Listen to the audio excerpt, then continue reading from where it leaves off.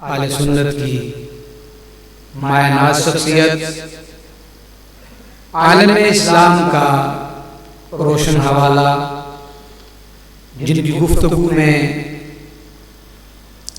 جانداری ہے، دلائل سے بات کرتے ہیں اور حوصلہ صبر وہ اپنے ہاتھ سے نہیں جانے دیتے۔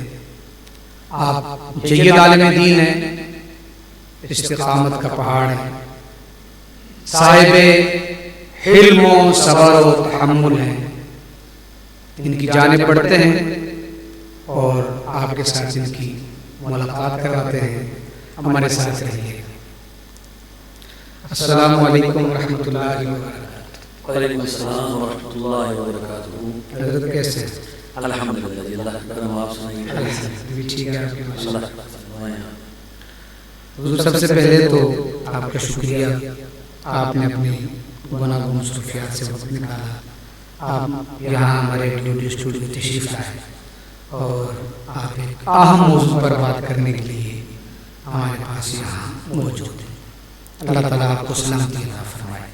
جناب مفتی فیضان جلالی صاحب، حقیقت میں شکریہ کہ حقدار ہے کہ آپ اتنا انتظام کیا اور اتنی محنت سے اور کوشش سے اس ادارہ بنایا، اسٹوڈیو بنایا، ڈی او ڈی اسٹوڈیو جو آپ کا ماشاءاللہ سوشل میڈیا پر عقائد حقہ کے دفاع میں، مسلمانوں کے عقائد و نظریات کے تحفظ میں شب و روزے کیے ہوئے، اللہ تعالیٰ آپ کو برکت دے اور آپ کے جتنے بھی معاونین ہیں ہم سب کو برکتیں عطا فرمائے، آپ کی ٹیم کو اللہ تعالیٰ برکتیں عطا فرمائے۔